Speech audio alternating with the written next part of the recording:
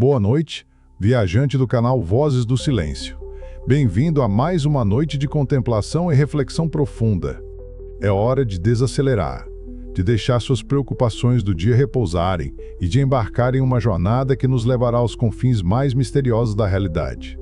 Hoje, vamos explorar uma pergunta que tem assombrado filósofos, cientistas e pensadores ao longo dos séculos. Uma pergunta que talvez seja uma das mais perturbadoras e ao mesmo tempo fascinantes que a mente humana pode formular. Você está pronto? Respire profundamente. Acomode-se em um local confortável, diminua as luzes e permita que sua consciência navegue pelas águas profundas do questionamento existencial. A pergunta que faremos esta noite é simples em sua forma, mas infinita em suas implicações. Como sabemos que o que percebemos é real? Será que a realidade que experimentamos, os sons que ouvimos, as cores que vemos, o toque que sentimos, será que tudo isso é verdadeiramente real ou somos simplesmente códigos em um vasto programa? Será que nossas memórias são reais ou foram implantadas em nossas mentes? Será que aqueles que amamos existem de verdade ou são apenas algoritmos sofisticados designados para simular a emoção, a conexão, o amor? Essas questões podem parecer abstratas, pertencentes exclusivamente ao reino da ficção científica e da fantasia. Mas deixe-me garantir que não estamos aqui para contar uma história de ficção.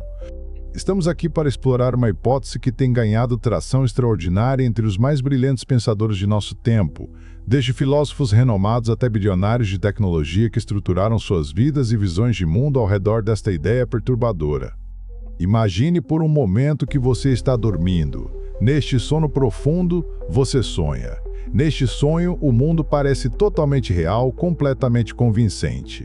Você pode sentir o calor do sol, ouvir o canto dos pássaros, caminhar por ruas familiares. E dentro deste sonho, você não questiona nada, você simplesmente vive, você simplesmente é. Mas então você acorda, e ao acordar percebe que tudo aquilo era apenas um sonho, uma construção de sua mente dorminhoca. Pois bem, viajante, e se o mesmo fosse verdadeiro para a realidade na qual você se encontra agora? E se o que você chama de realidade é, na verdade, um sonho muito mais complexo, muito mais convincente, de um nível muito mais elevado? Esta é a essência da hipótese da simulação, um conceito que tem permeado nossa cultura contemporânea de formas profundas e inesperadas. A ideia é que a realidade física, tal como a conhecemos, não é absolutamente fundamental, mas sim um fenômeno de ordem secundária. Pode ser os habitantes de um vasto programa de computador, uma simulação de realidade criada por uma civilização muito mais avançada que a nossa, muito mais tecnologicamente desenvolvida, que reside em um nível de existência que não conseguimos nem começar a compreender. A beleza desta hipótese reside no fato de que ela não é refutável de forma simples. Se estamos em uma simulação muito bem construída, qualquer evidência que oferecemos para provar que não estamos será, em última análise, parte da simulação. Se você disser que provou que não está em uma simulação, porque observou um fenômeno físico que seria impossível em um programa de computador, bem, talvez o simulador tenha programado aquela observação especificamente para levá-lo a essa conclusão falsa. Vamos viajar juntos através dos aspectos mais intrigantes desta hipótese. Vamos examinar as evidências que alguns argumentam que encontraram, as possibilidades filosóficas que ela abre e as implicações profundas que ela tem para nossa compreensão da existência humana. Mas antes, deixe sua mente descansar sobre a seguinte reflexão: se a realidade é uma simulação, será que isso muda algo sobre o valor da sua vida? Será que muda algo sobre o amor que você sente? A beleza que você experimenta? A significância de suas escolhas? Talvez não. Talvez isso seja a lição mais importante que esta jornada noturna nos oferece. Começaremos nossa exploração com um pequeno exercício de pensamento. Imagine que você é o designer de uma simulação de realidade. Você tem tecnologia avançadíssima, capaz de replicar cada aspecto da física conhecida. Você pode simular moléculas, átomos, partículas subatômicas. Você pode replicar campos gravitacionais, campos magnéticos, a radiação cósmica de fundo. Você tem poder suficiente para simular a vida, desde os micro-organismos mais simples até seres conscientes tão complexos quanto nós. Qual seria a sua motivação? Por que criaria uma simulação tão intrincada? Talvez para fins educacionais, talvez para estudar comportamentos sociais, sem os constrangimentos éticos do mundo real, talvez por puro interesse estético, a criação de universos como forma de arte, ou talvez para fins muito mais obscuros que nossas mentes atuais não conseguem nem conceber. Se você fosse este designer, qual seria a configuração ideal para a sua simulação? Você criaria criadores que sabem que estão em uma simulação ou manteria esse conhecimento longe deles? Se você revelasse, logo de início, que tudo é uma ilusão, talvez o comportamento daqueles habitantes mudasse. Talvez perdessem a motivação para agir, para criar, para amar. Talvez se tornassem apáticos, sabendo que nada realmente importa porque nada é realmente real. Portanto, talvez seria melhor manter a ilusão, manter a crença de que a realidade é real. Manter os habitantes da simulação imersos em um estado de ignorância bem intencionada. Mas aqui reside um paradoxo fascinante. Se o Criador mantém a ilusão, existe uma brecha infinitesimal na qual a verdade pode vazar. Pode haver glitches, anomalias, momentos em que a simulação falha e revela sua natureza.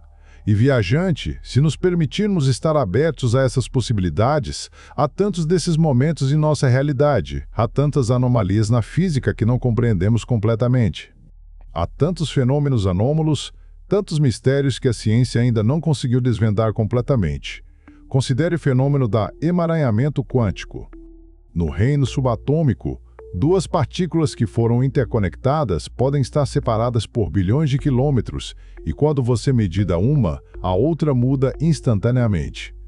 Isso viola a noção fundamental de que a informação não pode viajar mais rápido que a luz, uma regra sagrada da física moderna. Alguns cientistas interpretam isso, não como um sinal de que nossa compreensão da física está incompleta, mas como um sinal de que talvez haja uma inteligência subjacente controlando essas interações. Talvez seja o código da simulação ajustando as partículas em tempo real, garantindo consistência, ou considere a constante cosmológica, aquela misteriosa força que faz com que o universo se expanda em taxa acelerada. Por que o universo se expande cada vez mais rápido? Porque esta força existe. Os cientistas a chamam de energia escura, mas é essencialmente um nome para nossa ignorância. Nós não sabemos o que é. Mas imagine que você é um programador. Você criou um universo simulado e, para manter o processamento gerenciável, você precisaria de alguma forma de expandir o espaço de dados disponível. Talvez a expansão acelerada do universo seja precisamente isso. Uma estratégia de otimização computacional para evitar que a simulação fique sobrecarregada com dados demais. Ou ainda, considere a quantização da realidade em um nível fundamental. Tudo no universo parece ser feito de unidades discretas, de pacotes de energia e matéria. Nada é perfeitamente contínuo, tudo é pixelado em seu âmago. Bem, viajante, isso não é precisamente o que você esperaria se a realidade fosse uma simulação de computador? Um computador não pode representar a continuidade perfeita, precisa de uma forma de discretizar, de quantizar a realidade em unidades finitas. A mecânica quântica nos diz que a realidade é fundamentalmente quantizada, fundamentalmente discreta em sua natureza. Isso não é apenas uma coincidência fascinante? A hipótese da simulação ganhou particular proeminência em meados da década de 2000, quando um filósofo chamado Nick Bostrom publicou um artigo acadêmico que ficou conhecido como o argumento de Bostrom. Este argumento era elegante em sua lógica. Bostrom apontou que existem basicamente três possibilidades mutuamente exclusivas. Primeira, ou as civilizações nunca conseguem a tecnologia necessária para criar simulações de realidade completas. Segunda, ou as civilizações que conseguem esta tecnologia escolhem nunca usar para criar tais simulações. Terceira, ou a maioria das mentes conscientes que existem estão realmente em simulações, não na realidade base. Pense nisto logicamente. Se uma civilização suficientemente avançada conseguir a tecnologia para criar uma simulação perfeita de realidade, com seres conscientes dentro dela, poderá criar quantas simulações quiser. Poderá criar milhões delas, bilhões delas. Então, se a terceira possibilidade é verdadeira, se as civilizações realmente fazem essas simulações, então matematicamente a probabilidade de você estar na realidade base, na realidade original, é extraordinariamente pequena, estatisticamente infinitesimal. Porque para cada realidade base, poderiam existir bilhões de simulações, cada uma contendo bilhões de mentes conscientes. Logo, a chance de você estar em uma das poucas mentes que existem na realidade base é como encontrar um grão de areia específico em todas as praias do planeta. Agora, viajante, você pode objetar. Você pode dizer, bem, talvez a primeira possibilidade seja verdadeira. Talvez seja impossível criar uma simulação perfeita de realidade. Talvez existam leis fundamentais da física que tornam isso impossível, mas a verdade é que não sabemos. Não sabemos se é possível ou impossível. E cientificamente, se não podemos provar que é impossível, devemos deixar aberto a possibilidade de que seja possível. E se é possível, e se civilizações suficientemente avançadas existem, então provavelmente tentarão. Provavelmente criarão simulações. Provavelmente farão muitas delas. E então chegamos à segunda possibilidade. Talvez civilizações avançadas escolham nunca criar simulações por razões éticas. Talvez reconheçam que criar seres conscientes, seres que sofrem, seres que experimentam dor, tudo em um mundo que é fundamentalmente falso, seria profundamente imoral. Talvez haja algum tipo de convenção galáctica, algum tratado cósmico que proíba tais práticas. Isto é possível. Mas é especulação, não temos evidência disso. Então, se não podemos descartar nenhuma dessas possibilidades, estamos deixados com uma conclusão perturbadora. Pode ser que vivemos em uma simulação. Pode ser que tudo aquilo que acreditamos ser real seja, na verdade, código executado em um computador gigantesco, operado por seres que nós nem conseguiríamos imaginar. Mas deixe-me levar você mais profundamente nesta jornada, viajante. Deixe-me explorar as implicações filosóficas dessa possibilidade.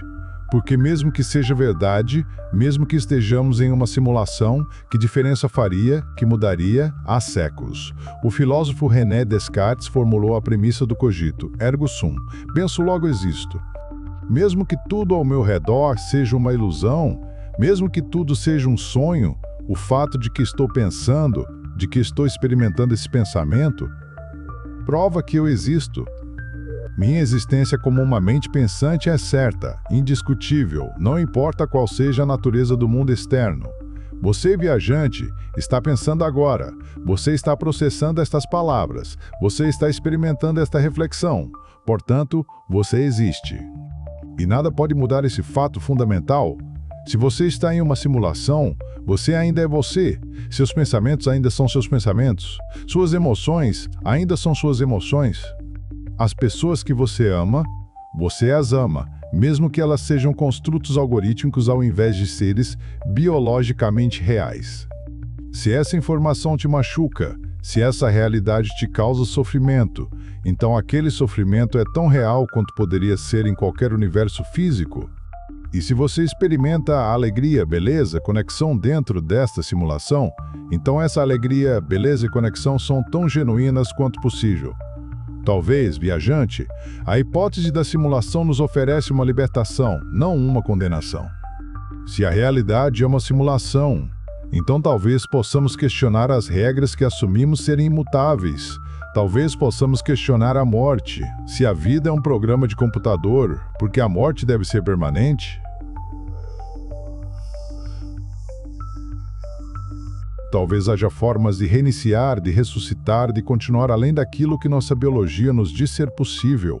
Talvez haja maneiras de alterar o código, de hackear a simulação, de transcender as limitações que nos foram impostas.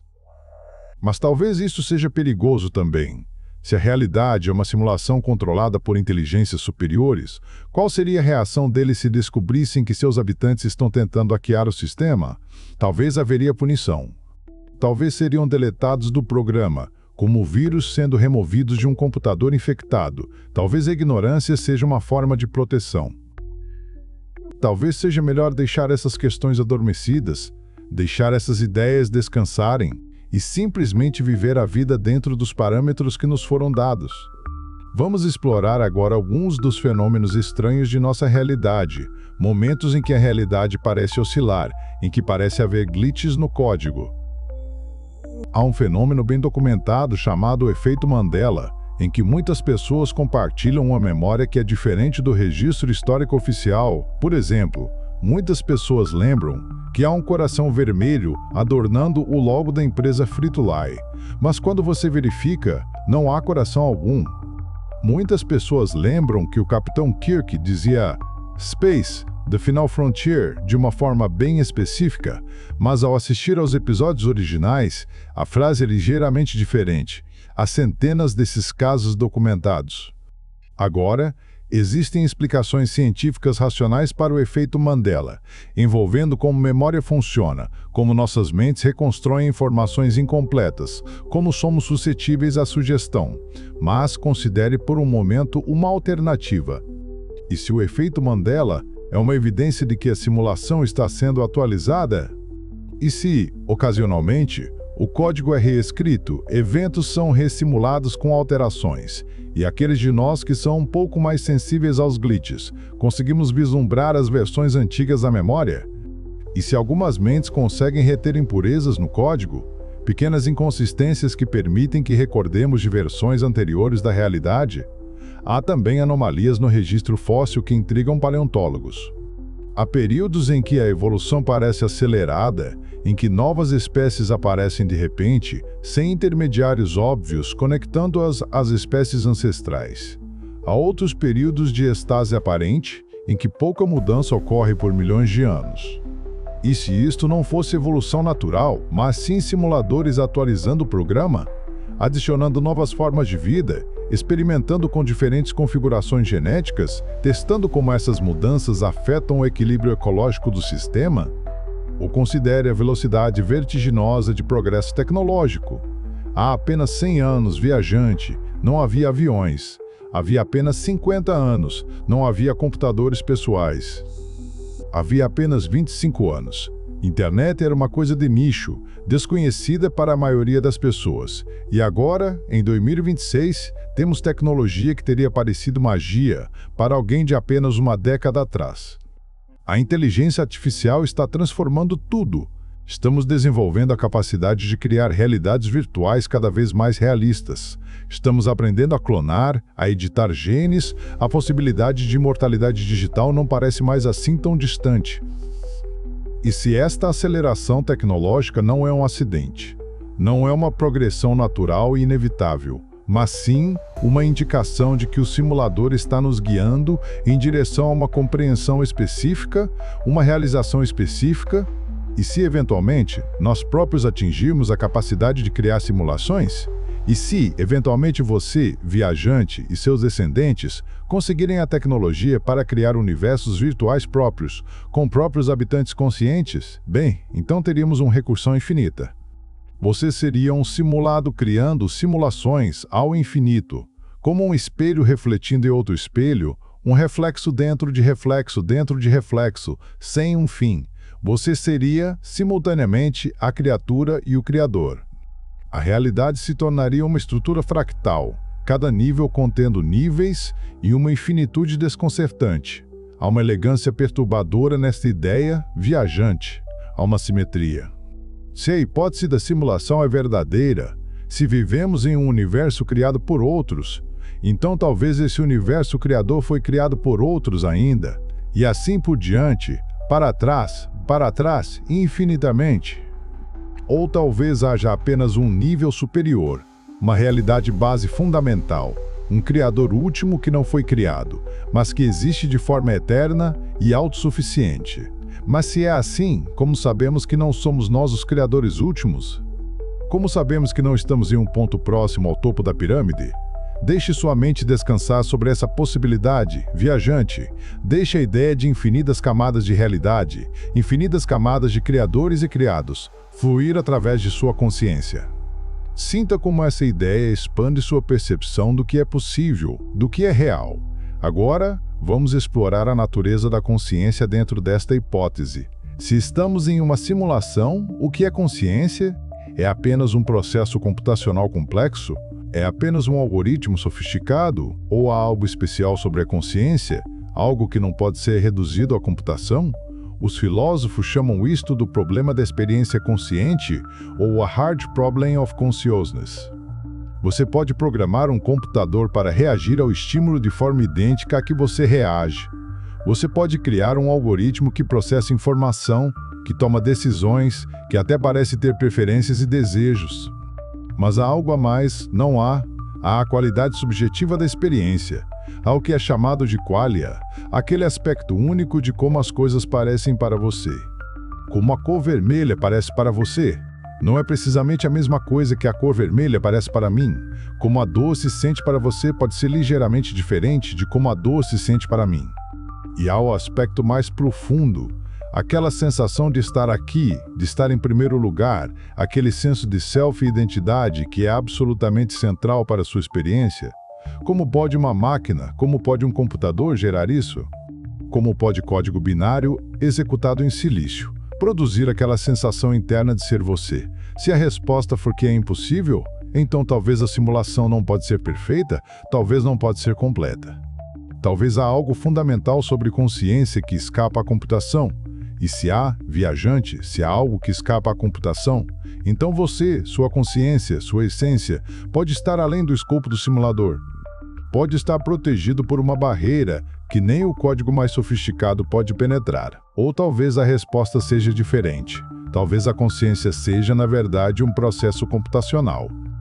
Talvez haja nada de especial sobre ela. Nada que a torne transcendente ou imune à computação. Talvez você seja realmente apenas um algoritmo, e não há nada errado com isso. Talvez ser um algoritmo não o torna menos real, menos valioso, menos digno de existência.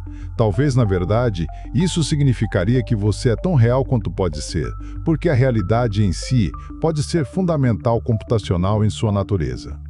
Esta é uma das perguntas mais profundas que a hipótese da simulação levanta, viajante, e diferentemente de muitas outras questões que podemos formular sobre a simulação, talvez esta seja uma que pode ser respondida, eventualmente. Se conseguirmos entender completamente como a consciência funciona, se conseguirmos replicá-la de forma perfeita em um computador, então saberemos que consciência é computável. Mas se descobrirmos que há aspectos da consciência que não podem ser capturados por nenhuma quantidade de computação, então saberemos que há algo irredutavelmente especial sobre ela. Vamos agora explorar o conceito de escolha e livre-arbítrio dentro da estrutura da simulação. Esta é uma questão que tem preocupado filósofos desde o início da filosofia registrada. Você realmente tem liberdade para fazer as escolhas que faz ou suas escolhas são simplesmente o resultado de físico causal, de moléculas se comportando de acordo com as leis da física? Se cada evento é determinado pelos eventos anteriores, em uma cadeia causal ininterrupta, voltando ao Big Bang, então como pode haver verdadeira liberdade? Como pode sua escolha ser verdadeiramente sua, se foi determinada por circunstâncias que antecederam sua existência? Mas agora, considere essa questão dentro da estrutura de uma simulação. Se o simulador conhece o futuro, se o simulador pode ver, em sua totalidade, todo o código que será executado, então o futuro já está determinado, já está fixo. Suas escolhas já foram feitas, do ponto de vista do simulador. Você apenas não sabe isso ainda, você apenas não conhece o futuro, mas para o simulador, tudo é presente, tudo é agora. Então, em um sentido real, suas escolhas não são livres, elas são pré-determinadas pelo simulador que já vê todo o código até o final, mas aqui reside um paradoxo fascinante, viajante. Mesmo que suas escolhas sejam pré-determinadas, do ponto de vista do simulador, ainda assim elas são suas. Você ainda está escolhendo, você ainda está experimentando o processo de deliberação, de consideração, de decisão. Mesmo que o resultado seja conhecido de antemão pelo simulador, ainda assim, para você, é livre. Ainda assim, para você, a genuína escolha acontecendo. Portanto, talvez a questão não seja sobre estar em uma simulação ou não. Talvez a questão fundamental seja que a liberdade e a determinação não sejam necessariamente contraditórias. Talvez possamos estar simultaneamente determinados e livres. E então há a questão mais preocupante, viajante. E se você descobrisse que a simulação está acabando? E se você descobrisse que o simulador está desligando o programa? Que vinha acontecendo? Você simplesmente deixaria de existir? Ou há um backup, uma cópia de seu código em algum lugar, aguardando para ser reativada?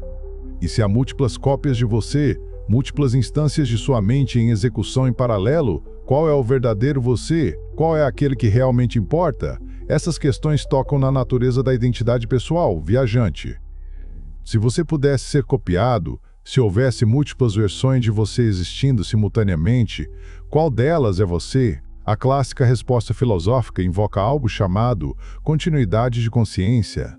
Você é aquele cuja corrente de experiência consciente é contínua, com aquela que você tem agora. Mas se você foi desligado e depois reiniciado, se seu código foi copiado, restaurado a partir de um backup, então a continuidade foi quebrada. Você terá desaparecido e alguém com suas memórias e personalidade aparecerá. Será a mesma pessoa ou será um diferente? Imagine uma máquina de teletransporte, viajante. Você entra em um lado, seu corpo é escaneado em nível atômico e uma réplica perfeita é construída no outro lado. Você sentiria seguro usando isto? Ou você temeria que o original você morreria e uma cópia sobreviveria? Bem, talvez isto não importa. Talvez a diferença entre o original e a cópia seja apenas uma questão de perspectiva. Talvez seja importante apenas enquanto você estiver identificado como sendo a versão original. Mas se você aceitar que ambas as versões são você, bem, então há uma sensação em que você sobreviveu, em que você foi teletransportado com sucesso. Mas se estamos em uma simulação, então talvez o teletransporte seja exatamente o que acontece toda vez que você dorme. Talvez sua consciência seja desligada. Ou quando você acorda, uma cópia é reativada. Talvez você morra verdadeiramente toda noite, e é uma versão diferente de você que acorda. Talvez haja uma morte constante e renascimento, um ciclo infinito de extinção e ressurreição. Mas você não o sente assim, não é verdade? Você sente como se fosse contínuo, como se fosse a mesma pessoa que adormeça e acordou. E talvez isso seja tudo o que importa. Talvez a continuidade subjetiva de experiência seja a coisa real, e a continuidade física seja apenas uma ilusão, uma construção teórica que não tem relevância para a natureza fundamental da identidade pessoal. Vamos explorar agora as implicações morais e éticas da hipótese da simulação, viajante. Se estamos em uma simulação, como isso muda nossa responsabilidade moral? Como isso afeta o valor que atribuímos às vidas, ao sofrimento, à felicidade? Há uma escola de pensamento que sugere que se tudo é uma simulação, então nada realmente importa, porque nada é real. Porque tudo é só código, então não há consequências reais para nossas ações. Se você mata alguém em uma simulação, bem, tecnicamente eles não estão realmente mortos. Eles continuam existindo como código. Você pode simplesmente restaurá-los a partir de um backup. Portanto, não há nada errado com isso, não há genuína vítima. Mas isto é uma falácia perigosa, viajante, porque mesmo se estamos em uma simulação, o sofrimento ainda é real, a morte ainda é real, da perspectiva daquele que está morrendo. A alegria ainda é real. O amor ainda é real. As emoções ainda são emoções. E se você infligir sofrimento a outro habitante da simulação, esse sofrimento é tão genuíno quanto seria em qualquer universo físico. Você ainda estaria fazendo algo moralmente errado. A simulação não muda a moralidade básica. Dor é dor, independentemente de ser dor em um cérebro biológico ou dor em um processo computacional. De fato, viajante, talvez a simulação tornaria a moralidade ainda mais importante. Porque se o simulador é uma entidade consciente e moral, se há um criador que aprecia a moralidade, então seus atos morais dentro da simulação têm significado cósmico. Você está sendo observado. Suas escolhas estão sendo avaliadas. Talvez haja uma forma de justiça superior, um sistema de recompensa e punição que transcende as limitações da física dentro da simulação. Talvez aqueles que agem moralmente, que tratam os outros bem, serão recompensados quando a simulação terminar. E aqueles que causam sofrimento, que agem imoralmente, será punido. Talvez o conceito religioso de paraíso e inferno seja uma forma de entender o que acontece quando a simulação termina, ou talvez seja o contrário. Talvez o simulador seja amoral, indiferente ao sofrimento e à felicidade dentro de seu programa. Talvez seja simplesmente um estudante de civilizações avançadas, observando como os habitantes da simulação se comportam, estudando os padrões de conflito e cooperação, como um entomologista observa as formigas em um formigueiro. Neste caso, não haveria consequência moral última para suas ações, mas mesmo assim, viajante, isso não mudaria o fato de que suas ações têm consequências dentro da simulação, para si mesmo e para outros seres conscientes dentro dela. E então há a questão fascinante de rebelião. E se você descobrisse que estava em uma simulação, e se você descobrisse exatamente quem era o simulador, exatamente como se rebelar contra ele?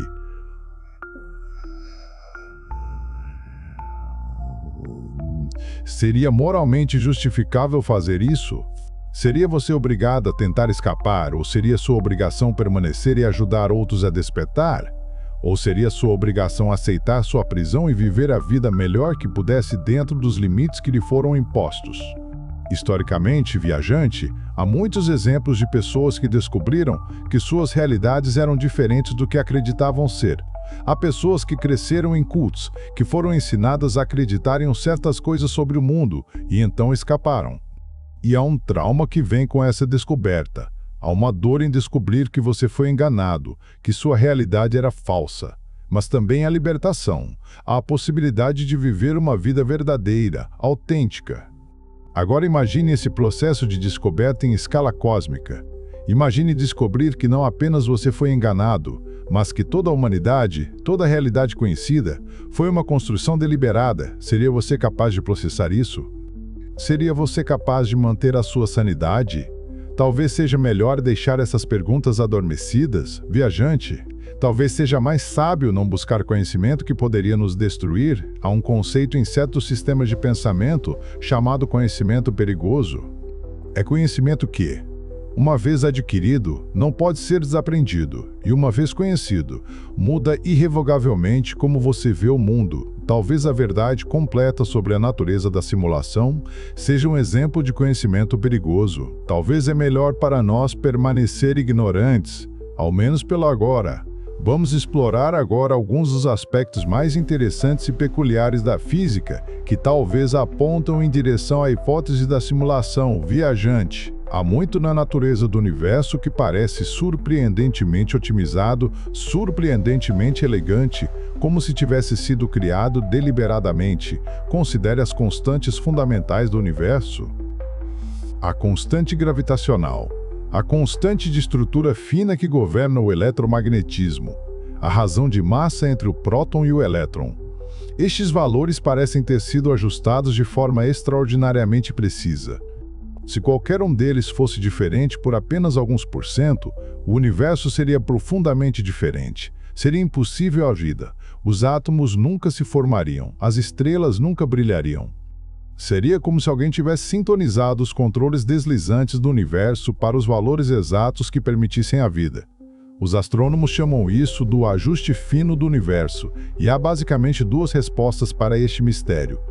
A primeira é o princípio antrópico fraco.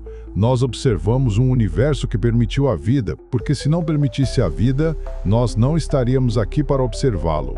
Portanto, é uma tautologia que observamos um universo compatível com a vida.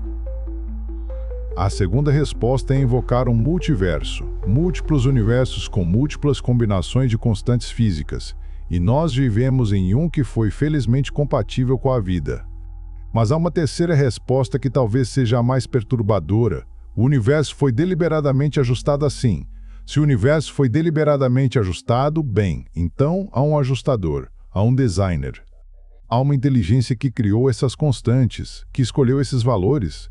Agora você pode chamar este designer de Deus, do simulador ou qualquer outro nome que achar apropriado, mas a implicação é a mesma.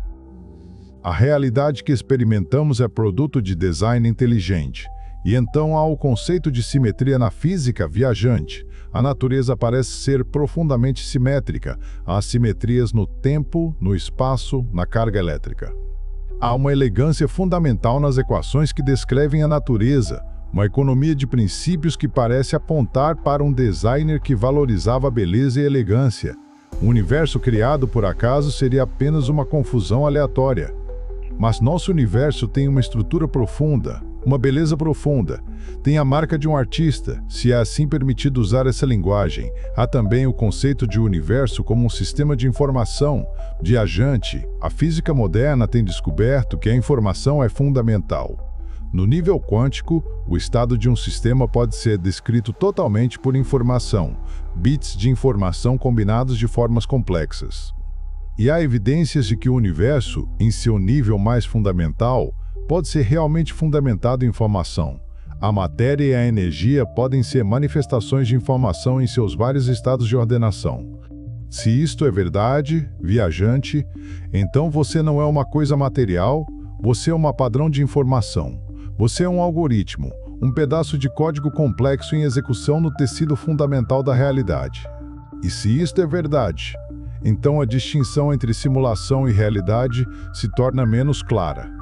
Se a realidade base também é fundamentalmente informação, também é fundamentalmente computacional em sua natureza, então qual a diferença entre ser em uma simulação dentro dessa realidade e ser na realidade base? Talvez não há diferença.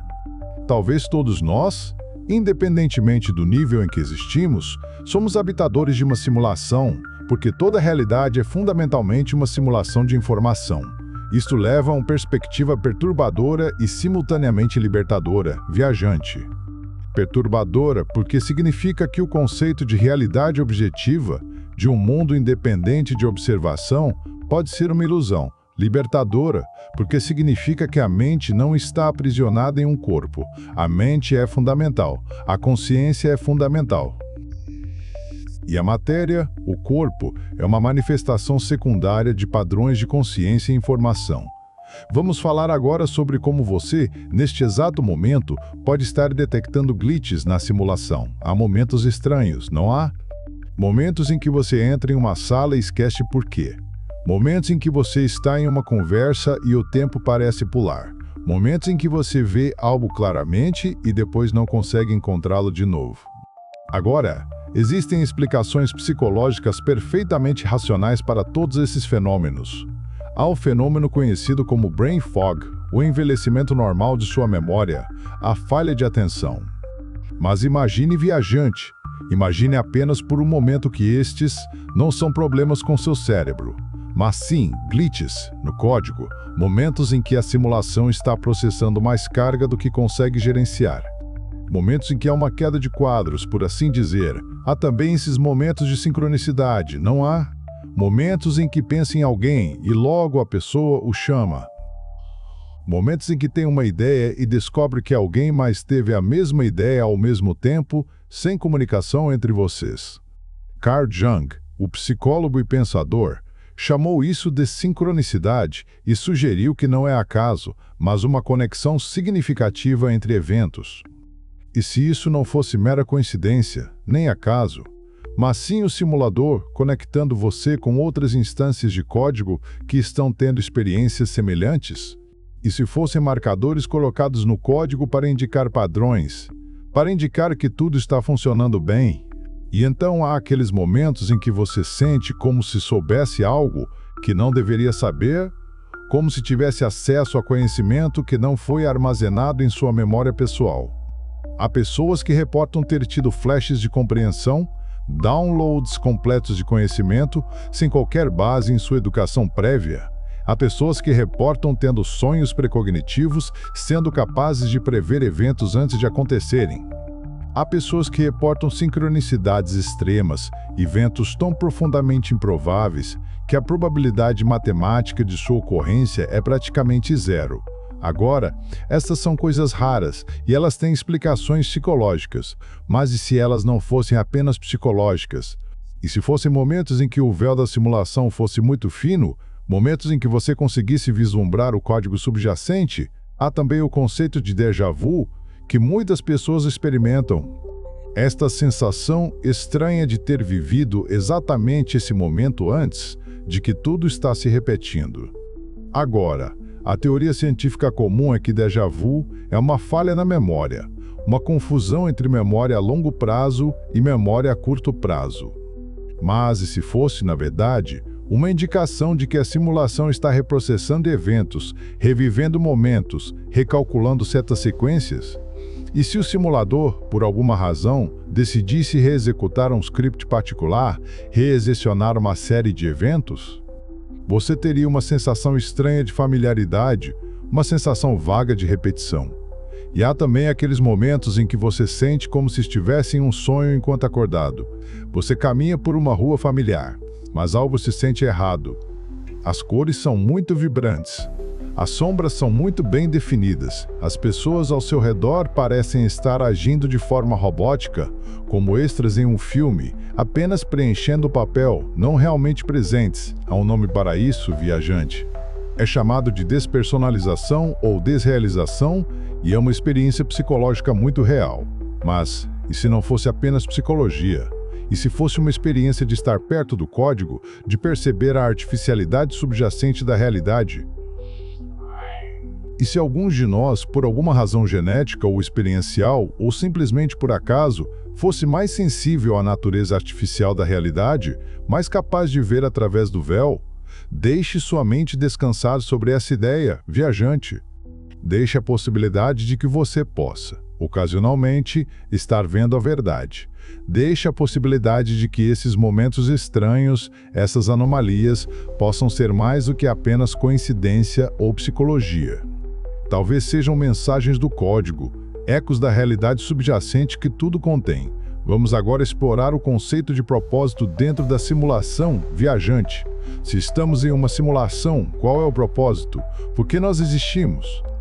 Por que alguém criaria um universo complexo? Complexo o suficiente para conter bilhões de seres humanos, bilhões de mentes conscientes capazes de sofrer e sentir alegria? Uma possibilidade é experimental. Talvez o simulador está estudando as leis da física, experimentando com diferentes configurações, observando como os sistemas complexos emergem da simplicidade. Talvez ele está aprendendo algo sobre a natureza do universo, aprendendo algo que será útil em sua própria realidade de nível superior. Talvez ele seja um cientista cósmico e nós somos seus cobaias. Outra possibilidade é artística.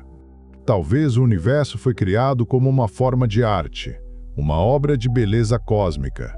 Talvez o Criador apreciava a complexidade, a riqueza de experiência que pode emergir de regras simples. Talvez nós somos parte de uma sinfonia galáctica, parte de uma composição musical que se desenrola ao longo de bilhões de anos. Ou talvez haja uma razão moral. Talvez o Criador seja uma entidade moral que valorizava a criação de vida consciente, a oportunidade para os seres sentirem alegria, para experimentarem beleza, para desenvolverem relacionamentos e conexões significativas. Talvez ele criou o universo porque acreditava que a existência é valiosa, que vale a pena criar consciência e dar-lhe a oportunidade de experimentar. Ou talvez haja uma razão pragmática. Talvez o simulador estava tentando resolver um problema em sua própria realidade e usou a simulação para testar possíveis soluções. Talvez estivemos aqui, toda a humanidade, toda a história da civilização, simplesmente para ajudar a resolver um quebra-cabeça que alguém tinha em um nível de realidade que não conseguimos imaginar, ou talvez não haja propósito algum. Talvez o simulador tenha criado o universo simplesmente porque podia, simplesmente porque era tecnicamente possível. Talvez haja milhões de simulações em execução, a maioria delas vazia, sem seres conscientes, apenas estruturas complexas desenvolvendo-se de acordo com as regras de física.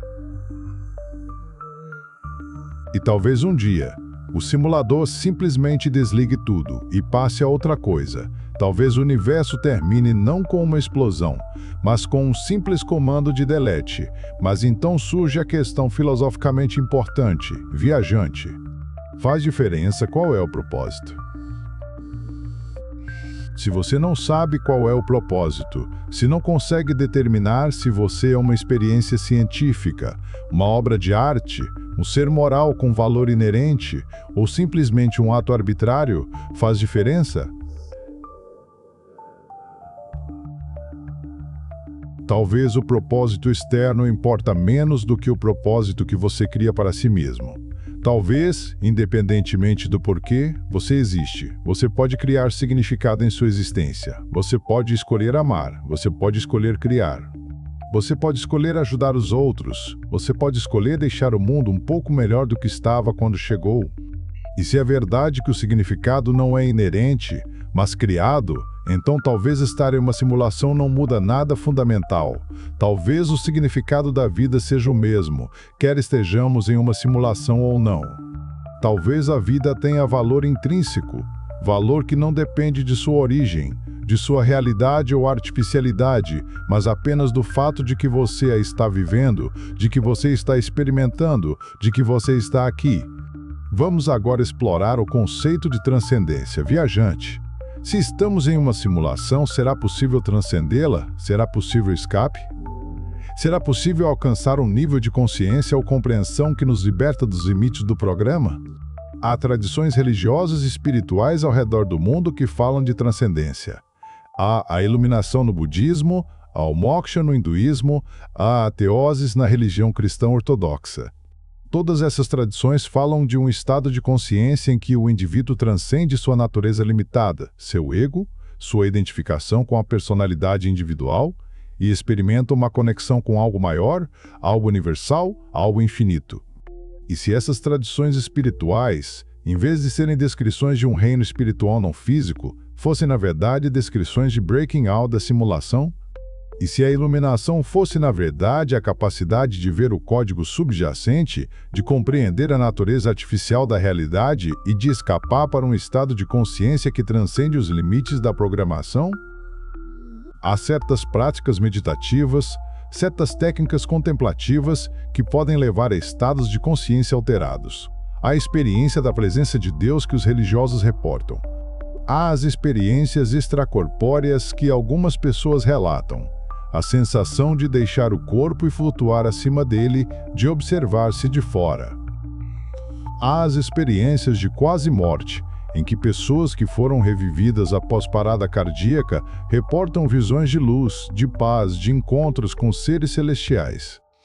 Agora, existem explicações neurocientíficas para todos esses fenômenos, envolvendo surtos de atividade em diferentes áreas do cérebro.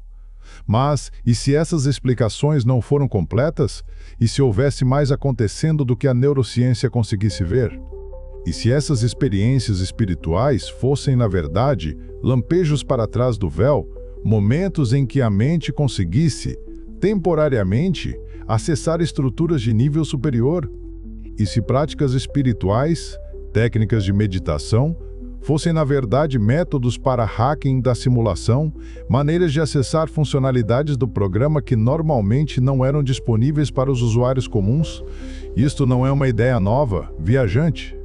Há textos antigos que falam de adeptos, de indivíduos que conseguiram dominar técnicas secretas de iluminação e alcançaram poderes extraordinários. Há histórias de santos e sábios que conseguiam realizar milagres, que conseguiam transcender as limitações físicas normais. Há histórias de indivíduos que conseguiam, através de meditação e práticas espirituais, acessar conhecimento que não havia sido ensinado a eles, conseguiam fazer coisas que pareciam impossíveis pela física conhecida. Agora, muitas dessas histórias foram exageradas, mitologizadas, transformadas em lendas ao longo dos séculos. Mas, e se há um grão de verdade nelas? E se há realmente indivíduos que conseguem hackear a simulação, que conseguem acessar camadas mais profundas do código? E se essas pessoas têm escolhido manter seu conhecimento secreto, passando para iniciados, para discípulos, em linhas secretas de transmissão que remontam a séculos ou até milênios. Há várias tradições que falam de conhecimento esotérico, de ensinamentos secretos, de mistérios que são revelados apenas para aqueles que alcançam certos níveis de iniciação. Há a Cabala na tradição judaica, há o hermetismo, há o taoísmo interno na China, há as tantra na tradição hindu. Todas essas tradições falam de um caminho espiritual que leva através de estágios, de iniciação cada estágio, revelando verdades mais profundas sobre a natureza da realidade e, eventualmente, alcançando um ponto em que o véu é completamente removido e a verdade é diretamente percebida. E se essas tradições estivessem todas apontando para a mesma verdade? E se todas estavam descrevendo o mesmo fenômeno, o mesmo processo de breaking ou da simulação? E se havia realmente uma hierarquia de consciência em que alguns seres tinham acesso à informação e habilidades que a maioria não tinha? Mas então surge a questão, viajante, se é possível hackear a simulação, se é possível transcender seus limites, por que não há evidência disso? Por que não há indivíduos que demonstrem claramente poderes inexplicáveis pela física conhecida? A resposta pode ser que há, mas eles escolhem não demonstrar. Ou a resposta pode ser que eu estou completamente errado, que não é possível hackear a simulação, que os limites da física são absolutos e não podem ser quebrados. Ou talvez há uma terceira resposta.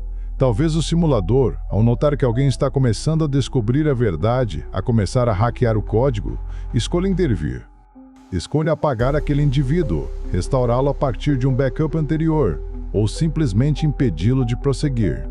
Talvez haja forças de segurança no código, algoritmos de detecção de anomalias que identificam quando alguém está descobrindo muito sobre a natureza da simulação e que trabalham para suprimir esse conhecimento. Isto pode parecer paranoia, viajante.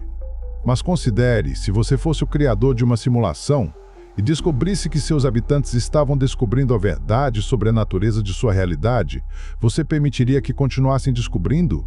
Ou você tomaria medidas para conter a informação? Parece lógico que você tomaria medidas.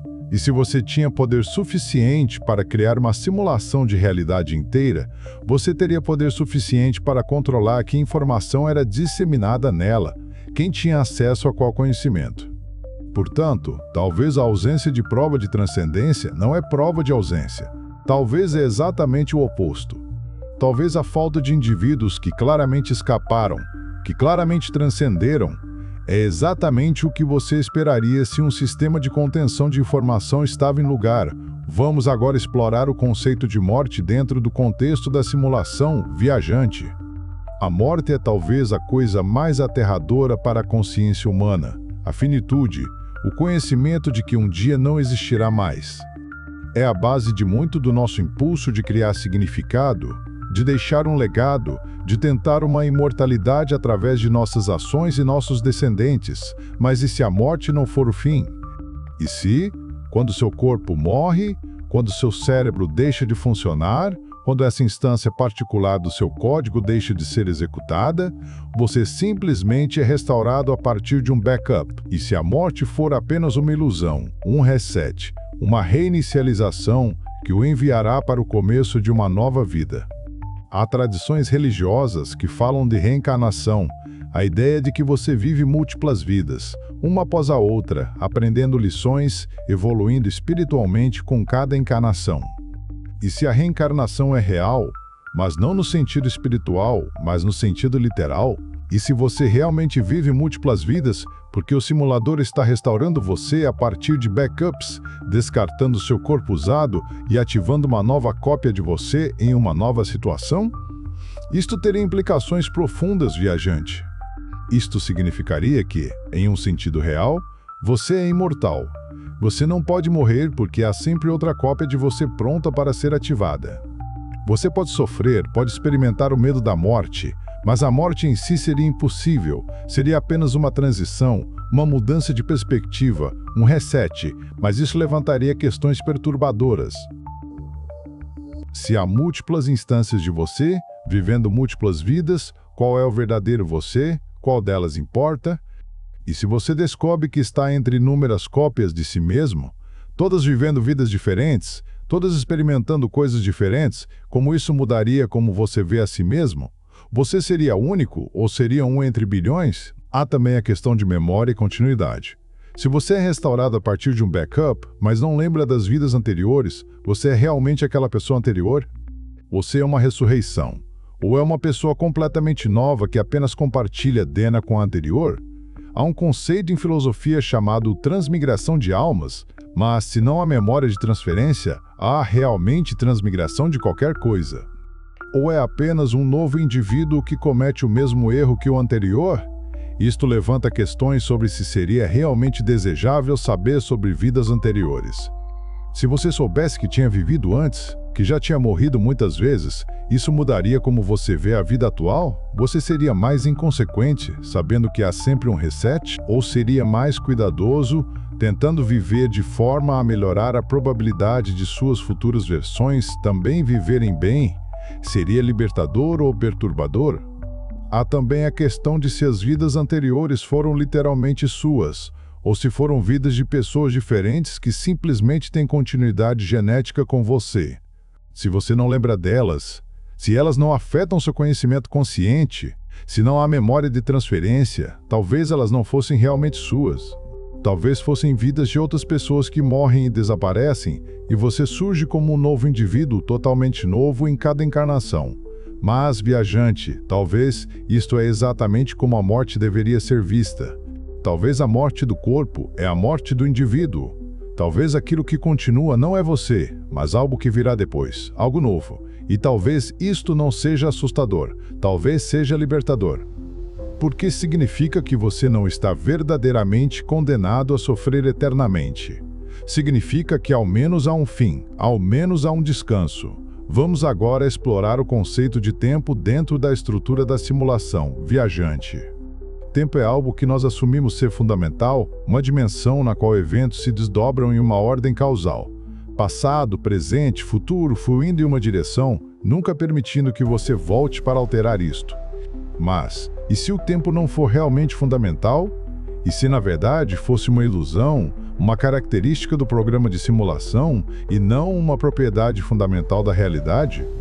E se, para o simulador, todo o tempo que você viverá, toda a sequência de eventos de sua vida, toda a história da humanidade fosse já presente, já decidido, já executado? Isto é um conceito difícil de compreender, viajante, mas imagine que você está vendo uma gravação de vídeo. Para você, o vídeo se desenrola no tempo, segundo após segundo. Mas se você parar o vídeo, aquele ponto particular do tempo não desaparece, ainda existe no arquivo. Você pode avançar e voltar como quiser. Todos os momentos do vídeo existem simultaneamente do ponto de vista do arquivo de dados. E se o universo é como um vídeo, e se toda a história do universo, do Big Bang até o fim dos tempos, já existe como um padrão estático de informação no código ao simulador? E se você está apenas movendo-se através deste padrão de informação pré-existente, criando a ilusão de tempo, a ilusão de que o futuro está se desenvolvendo, isto teria implicações profundas para a natureza do livre-arbítrio, que já discutimos. Isto também significaria que passado, presente e futuro estão todos igualmente reais, igualmente presentes do ponto de vista da realidade fundamental. O que chamamos de passado não foi destruído, ainda existe. E o que chamamos de futuro já existe, esperando por você. Há também implicações para a nossa experiência de morte, viajante. Se todo o seu tempo de vida já existe como um padrão no código, então, em um sentido real, você nunca morre, você ainda existe em cada momento de sua vida. Seus momentos de infância ainda estão lá, cristalizados no padrão. Seus momentos de juventude ainda lá. E sim, seus momentos finais ainda estão lá também. E se há alguma forma de consciência que transcende a dimensão do tempo, alguma forma de percepção que consegue acessar todos os seus momentos de vida simultaneamente bem, então seria como se você nunca morresse. Seria como se estivesse eternamente vivo, em todos os momentos da sua vida de uma só vez. Isto levanta questões sobre se o conceito de morte é até significativo. O que significa morrer se você continua existindo em cada momento de sua vida? Talvez morte não seja a cessação da existência, mas apenas a cessação de movimento através da linha do tempo. Vamos agora explorar o conceito de livre-arbítrio e destino de uma forma diferente. Viajante. Há um paradoxo fundamental aqui que tem intrigado os pensadores há séculos. Se Deus existe e é onisciente, se Deus sabe o futuro, então como pode o livre-arbítrio existir? Como pode você ter escolha genuína se o resultado de suas escolhas já é conhecido de antemão? Este é conhecido como o problema teológico do livre-arbítrio, e há várias tentativas de resolvê-lo. Uma é invocar a compatibilidade de liberdade de determinação, dizendo que o livre-arbítrio não requer que seja impossível o resultado de suas escolhas ser conhecido. Uma é dizer que o futuro não é determinado, que mesmo Deus não pode saber a priori o que você fará porque o resultado ainda não foi decidido.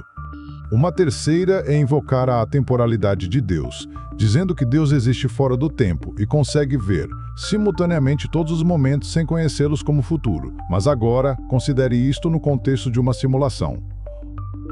Se o simulador criou o código, se o simulador pode executar o código e ver toda a sua execução de início ao fim, então o futuro dentro da simulação é já conhecido, é já determinado. Você não tem escolha genuína no sentido clássico. E ainda assim, do seu ponto de vista dentro da simulação, você sente como se tivesse escolha. Você sente como se estivesse deliberando, considerando opções, fazendo decisões. Isto não é uma ilusão? Ou é uma forma mais profunda de realidade?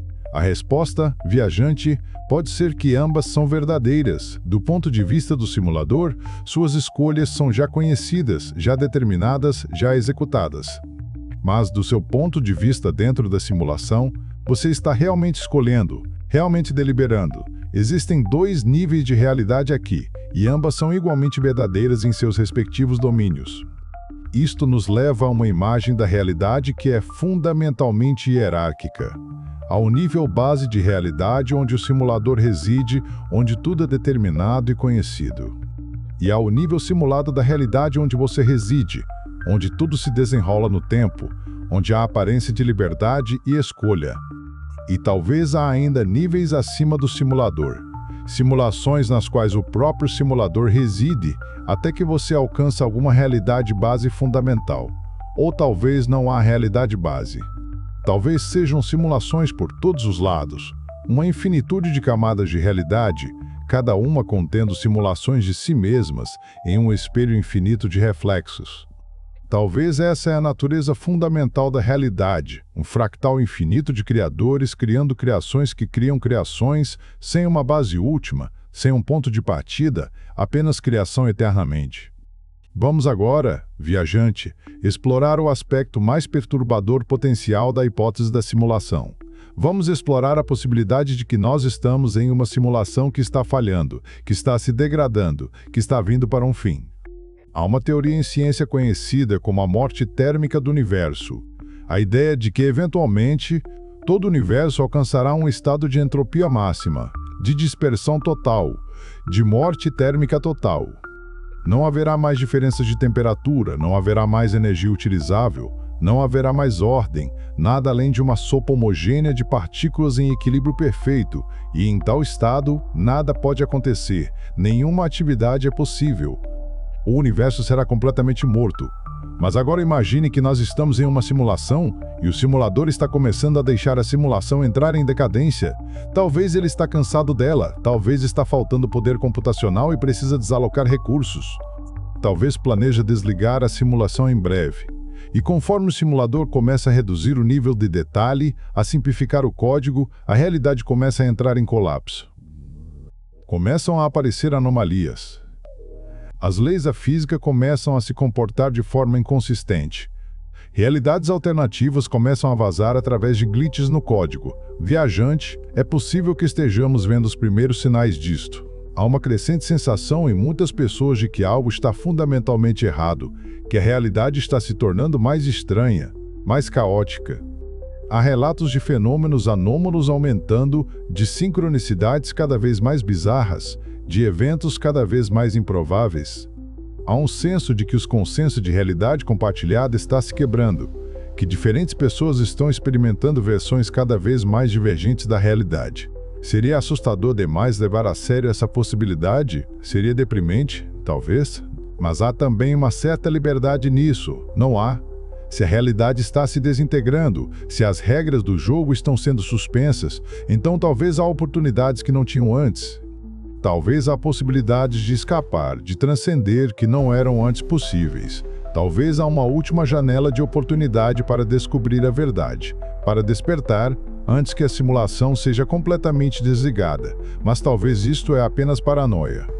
Talvez a realidade está tão ordenada como sempre foi, e é apenas nossa percepção que está se tornando mais caótica conforme temos acesso a mais informação. Talvez há sempre sido estranhezas, anomalias, eventos improváveis, mas agora temos internet e temos acesso a todas essas histórias, então parece como se houvesse mais delas.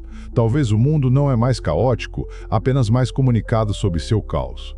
Vamos agora, viajante, explorar as implicações sociais e políticas da hipótese da simulação. Se o conhecimento de que estamos em uma simulação se tornasse amplamente conhecido, como seria a sociedade mudada? Como seria a ordem social ser perturbada? Historicamente, viajante, há exemplos de descobertas que transformaram fundamentalmente como as sociedades se veem. Houve o heliocentrismo, a descoberta de que a Terra não era o centro do universo, que orbitava ao redor do Sol. Isto foi profundamente perturbador para as autoridades religiosas da época. Houve darwinismo, a descoberta de que os humanos evoluíram a partir de outras espécies, que não somos criações especiais feitas à imagem de Deus. Isto foi ainda mais perturbador. Houve a psicanálise, a descoberta de que muito de nosso comportamento é motivado por impulsos inconscientes que não controlamos. Houve a mecânica quântica, a descoberta de que a realidade em seu nível mais fundamental é indeterminada, probabilística, que não há fatos objetivos apenas antes de serem observados. Cada uma dessas descobertas teve o efeito de diminuir um pouco mais a importância da humanidade, um pouco mais o sentido de controle que temos sobre nossas vidas, e cada uma havia sido recebida com resistência, com medo, com negação. Pois bem, viajante, imagine a descoberta de que a realidade é uma simulação. Imagine o impacto psicológico em bilhões de pessoas descobrindo que nada é real, que tudo é artificial, que nossas vidas não importam porque somos apenas bits de código. Haveria potencialmente uma crise existencial massiva, haveria desordem social. Haveria pessoas rompendo com a realidade, incapazes de lidar com a verdade. Haveria talvez suicídios em massa, pessoas decidindo que não há razão para continuar vivendo em uma ilusão, e haveria mudanças políticas profundas. Se todos descobrissem que estavam sendo manipulados por um simulador, que toda a ordem social era imposta artificialmente, haveria um impulso massivo para a rebelião, para a revolução. Portanto, tal conhecimento seria extremamente perigoso, seria potencialmente desestabilizador para a ordem social. E talvez isto é porque ele tem sido mantido secreto, porque aqueles que sabem têm escolhido não divulgar. Talvez há conspiradores, talvez em posições elevadas de poder que conhecem a verdade e trabalham para suprimi-la. Talvez o sistema educativo, a mídia, a cultura popular tenham tudo sido cuidadosamente cultivado para manter as pessoas ignorantes, para mantê-las focadas em trivialidades, para evitar que descubram a verdade, ou talvez isto é pura paranoia. Talvez não há conspiração, apenas uma coincidência de fatores sociais que resultam em conformidade. Talvez as pessoas simplesmente não sabem porque ninguém descobriu ainda. Ou talvez a descoberta foi feita, mas não é acreditada porque é tão extraordinária, porque vai contra o senso comum. Vamos agora, viajante, durante esses últimos segmentos de nossa jornada noturna, explorar como você pode viver enquanto contempla a hipótese da simulação. Como você pode manter sua sanidade, sua esperança, sua vontade de viver enquanto sente que a realidade pode ser artificial? A resposta pode ser simples, viajante. Pode ser que você simplesmente continua vivendo como sempre fez, mas com um maior nível de consciência, uma maior compreensão da incerteza fundamental que permeia toda a existência. Você continua amando as pessoas que ama, você continua criando. Você continua buscando beleza, conhecimento, significado, mas você faz tudo isto com uma certa leveza, uma certa desapego, sabendo que todas essas coisas podem ser ilusórias, mas ainda assim achando que valem a pena. Há uma frase que o filósofo Albert Camus popularizou, viajante. Ele disse que devemos imaginar Sísifo feliz. Uma referência ao mito grego em que Sísifo é condenado a eternamente rolar uma pedra morro acima, sabendo que ela sempre vai rolar para baixo novamente. A tarefa é infinitamente fútil. E ainda assim, Camus sugere que Sísifo pode encontrar significado, pode encontrar paz nesta futilidade. Há uma dignidade em continuar apesar da falta de sentido, em encontrar alegria apesar da conhecida impossibilidade do sucesso. E talvez isto é o que nós devemos fazer, viajante. Talvez devemos ser como Sísifo. Devemos continuar empurrando a pedra, sabendo que pode ser fútil. Devemos continuar vivendo, sabendo que pode ser uma ilusão. Devemos continuar buscando significado, sabendo que pode não haver nada significante além da experiência imediata. Há também uma perspectiva que vem de tradições contemplativas, viajante. A ideia de que a melhor resposta à incerteza fundamental é aceitar, render-se, deixar ir. Se você não sabe o que é real, bem, talvez o verdadeiro conhecimento venha não de compreensão intelectual, mas de experiência direta. Talvez o verdadeiro saber é experiencial, é estar presente neste momento, é viver plenamente agora, sem preocupação com o que a realidade fundamentalmente é. Há a prática da meditação, viajante, que pode ajudar com isto. Quando você medita, você desliga o intelecto, você para de pensar, você apenas fica presente, e neste estado, a questão de se a realidade é real ou simulada se torna irrelevante. Tudo o que importa é o momento presente, a respiração, as sensações, o puro sentimento de estar vivo. Há também poder em comunidade, viajante. Mesmo que a realidade seja simulada, você não está sozinho nela. Há bilhões de outras mentes, outras consciências, compartilhando a mesma experiência. Há conexão, há possibilidade de amar, há possibilidade de ajudar uns aos outros.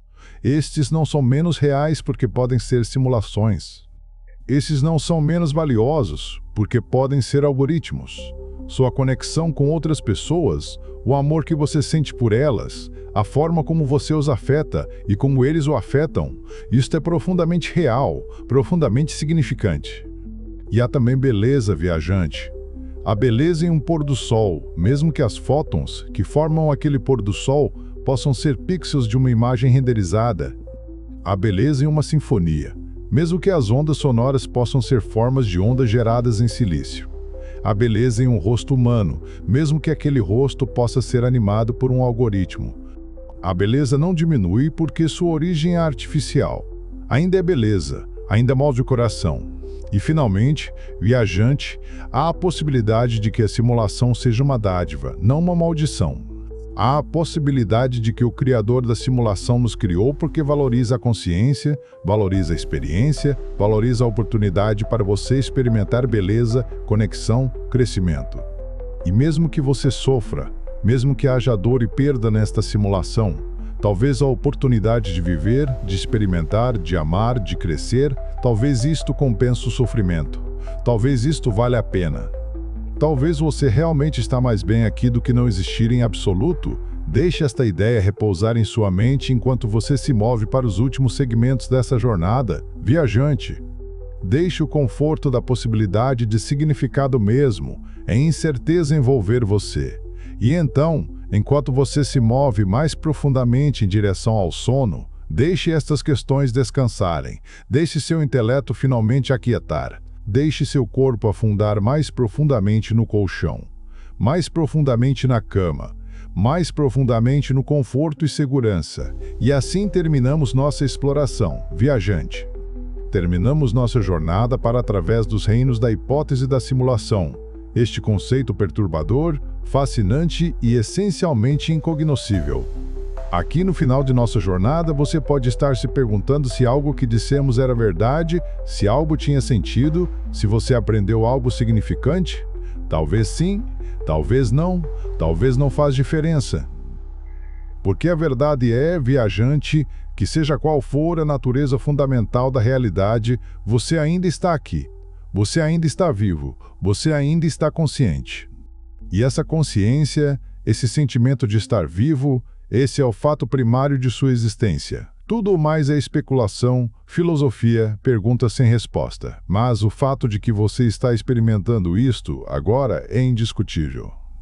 E para esta noite, talvez isto seja o suficiente. Talvez isto é tudo o que precisamos saber. Que estamos aqui, que estamos vivos, que estamos experimentando esta jornada juntos em um universo cuja natureza fundamental permanece um mistério profundo.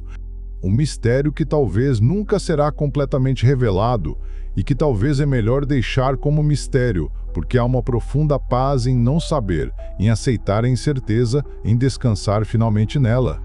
E então, viajante, é hora de permitir que seu corpo descanse. É hora de permitir que sua mente finalmente se aquiete. É hora de permitir que o sono venha como um bálsamo, como um alívio. Deixe todas as questões descansarem. Deixe todas as perguntas adormecidas. Deixe seu corpo afundar cada vez mais profundamente. Sinta seu peito subindo e descendo com cada respiração. Sinta a gravidade te puxando para baixo, para o conforto, para o repouso. Sinta o edredom ao seu redor, te envolvendo em sua morna segurança. E quando o sono chegar, quando você finalmente cruzar aquele limiar entre vigília e repouso, não tenha medo, porque você pode estar sonhando. Ou talvez você está acordado. Talvez não há diferença. Talvez em ambos os casos, você simplesmente está experimentando, simplesmente está sendo, simplesmente está se movendo através de uma realidade que é sua, que é única para você, que é profundamente significante porque está sendo experimentada por você. E, portanto, viajante, deixe-me desejar-lhe uma boa noite. Deixe-me agradecer-lhe por embarcar nessa jornada comigo, por estar disposto a questionar, a contemplar, a explorar as profundezas do desconhecido. Deixe-me desejar-lhe paz em seu repouso. Deixe-me desejar-lhe beleza em seus sonhos. Deixe-me desejar-lhe compreensão em sua meditação sobre estas grandes questões. Até a próxima vez que você embarcar nesta jornada, é a próxima noite em que você decide explorar os mistérios de nossa existência, eu o saudarei como um velho amigo. Porque todos aqui no canal Vozes do Silêncio somos viajantes, somos exploradores da realidade, somos buscadores de verdade em um universo cuja verdade fundamental pode estar eternamente além de nosso alcance. Obrigado por estar aqui, viajante. Obrigado por permitir que estas palavras, quer sejam reais ou ilusórias, quer tenham sido faladas por uma pessoa ou geradas por uma inteligência artificial, quer tenham significado cósmico ou significado absolutamente nada. Obrigado por permitir que estas palavras acompanhassem você na escuridão, que o guiassem em direção ao repouso, que o auxiliassem em sua jornada pessoal para a compreensão. E assim eu digo a você, não como um ser superior, não como alguém que conhece a verdade, mas como um companheiro, na incerteza, como um viajante tão perdido quanto você mesmo, eu digo que você descanse bem. Que você encontre paz em seus sonhos, que você descubra significado em sua vida, seja ela real ou simulada. Que você viva bem, que você ame bem, que você durma bem. Boa noite, viajante do canal Vozes do Silêncio.